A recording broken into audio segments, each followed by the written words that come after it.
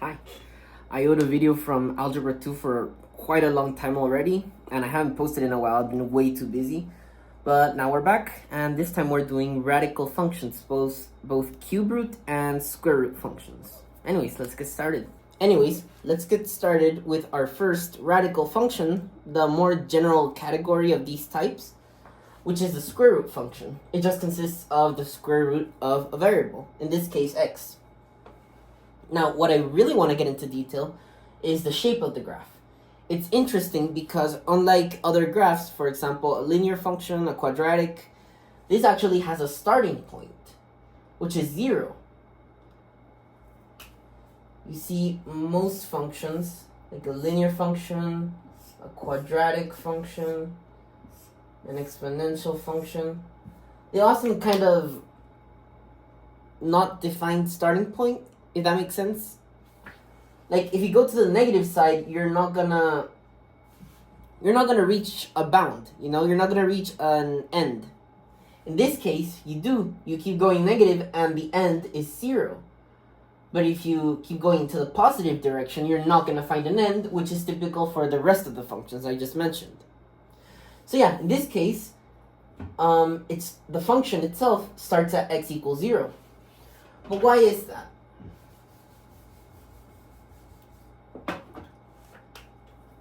Well, what happens if we plug in 0? Well, we get 0. That's easy. But what if we plug in -1? What do we know about square roots? The inside cannot equal anything that's less than 0, anything that's negative. In this case, it would be I. But we're not getting into imaginary numbers today.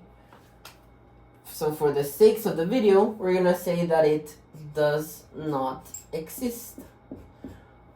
Hence the shape of the graph. So let's talk about the domain and range of a square root function. They both say technically the same thing. The only difference is the variables.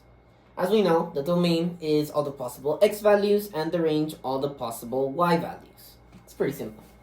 The domain is x must be greater than or equal to 0. And the range is y is greater than or equal to 0. Basically what I just talked about, x in this case cannot be negative because then it's not a real number. So therefore x must be either 0 or any positive integer. It's pretty simple. But what about the range? There's something interesting about this. Let's say which input is gonna give us -2. Well, let's solve for x. Pretty simple. Square both sides, cancel out. X equals 4. What do we have here?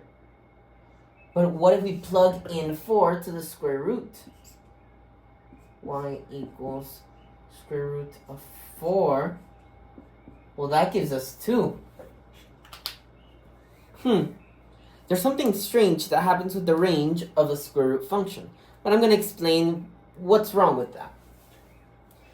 You see, when you have an equation like this, where you have to use a square root to solve for x,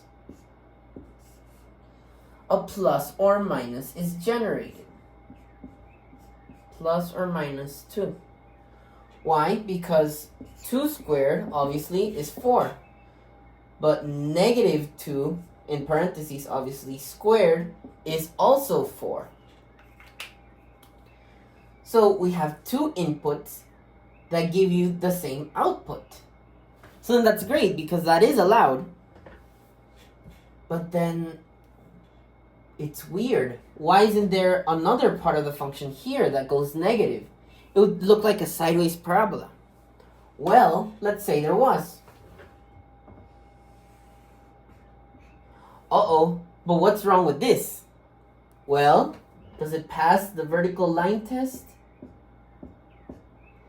It does not. So, why isn't the range all real numbers when you have this? You can have more than one input have the same output. That is allowed. Well, if it were possible, this would not be a function. So we cannot have that. Therefore, the range remains y is greater than or equal to 0. Because if not, it does not pass the vertical line test. Let's move on from the square root function for a second. Let's talk about another radical function, which is the cube root. This, instead of degree 2, it has degree 3. Now, if you just cover this part of the graph for a second, it looks exactly the same, with the exception of this part. Now, the domain and range completely change. Why? Because of the odd exponent. Let's see. What does negative 2 cubed equal? The inverse of that.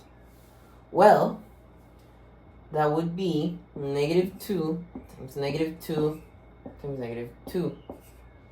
Well, that would be positive 4 times negative 2. Well, that equals negative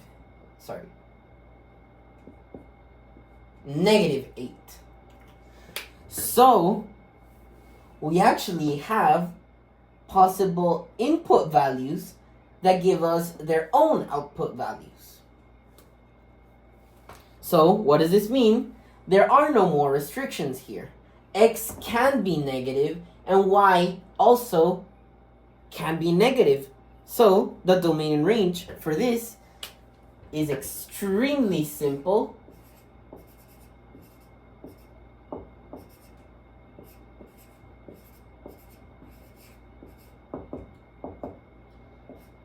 X,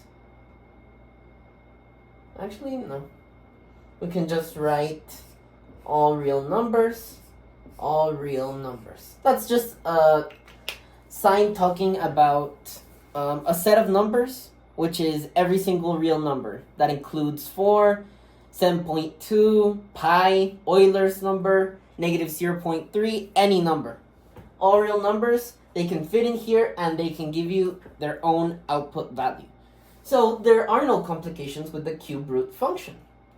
Yeah, that's pretty neat. All right, now let's talk about transformations with both square and cube root functions, radical functions in general. Let's start with a, that's outside the square root.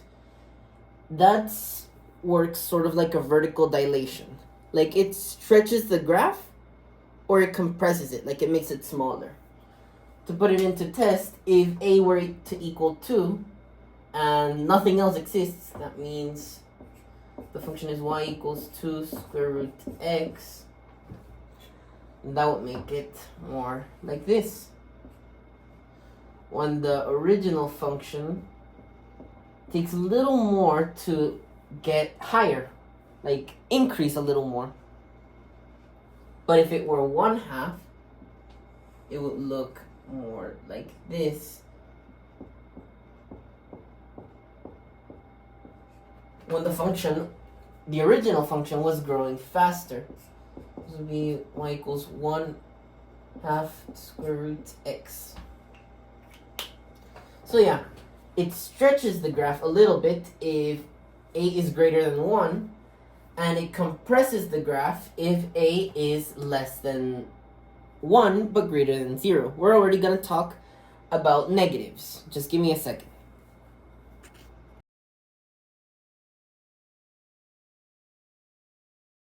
Now b is a little confusing because it's right next to x. So what could it do exactly? Well, it's actually not such an interesting answer. It's essentially the same thing. It's also a dilation. It stretches or compresses the graph just less. Let me show you. Let's draw the original functions first. Roughly the same. So for 2, it would just be a little more stretched. But that's about it. Same thing with this. It's not the exact same as a. It also helps it increase or at a quicker or slower rate, if that makes sense. But a is always the greater one, because let's say you have y equals square root of 2x versus y equals 2 square root of x. Let's say we plug in 4. Let's see, 4 to this one would be square root of 8, which is 2 point something, whatever.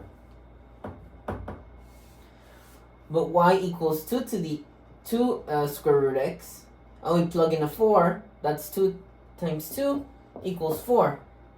This one is greater, has a greater increase. So yeah, this is a much weaker dilation. It doesn't affect the function as much, but it obviously is not the same as the parent function. It's just a smaller, weaker dilation. K and C are the ones that don't focus on dilations, but on translations, either from left to right or up and down. I'm not going to dive into transformations right now, that's its own separate topic, but I'm just talking about how they work with radical functions. By the way, I know I haven't gotten to cubic functions, but they work almost exactly the same. There is very little difference. It's only the shape of the graph that, can kind of change. But the rules apply in general for radical functions. That's why I'm not really talking about, or won't be talking about, cubic functions. I mean, cube root functions, sorry. So anyways, k is the horizontal translation. If k equals 2, it moves 2 units to the left. And if k equals negative 2, it's negative, it's going to move to the right. Why? Let's say we plug in 0 to both of these. This one would be y equals k plus 2. Y equals x. Oh, minus 2. And sorry, I meant to say x, not k. Let's plug in 0 to both of them. This is our function right now. X equals 0. This would be, what's it called? Square root of 2. Sorry, I had to really think about it. But if we plug in 0 here, does not exist. So, you can kind of see why this graph is pushed this way and that one is pushed that way instead of the other way around. It's counterintuitive, I know, but it makes sense. It makes numerical sense. You can see it right here. X equals 0 no longer exists here, but x equals 0 does exist here. It's mostly like what I talked about B, because outside where the input value is, works with it works with vertical stuff. If it's inside, for example, B and K, it's horizontal. So you see what I mean, right? A would be a vertical dilation and B would be a horizontal dilation. They're not the same, but what I said about them being one stronger dilation than the other remains true. Like, one causes the function to grow more than the other. Last but not least, the constant outside the square root, which would be a vertical translation. If c equals 2, it moves up. If c equals negative 2, it moves down. There's not much to say about that. The function's growth rate doesn't change. It just changes to which output value it starts in. That's about it. And yeah, that concludes radical functions. Sorry I did not lead with that. I know I said cube root and square root. But yeah, that's radical functions for you. And if you have any questions, let me know. And I will be seeing you soon. Most likely after May 12th, because I do have AP exams to take care of. But anyways, yeah. Thank you for watching and see you soon.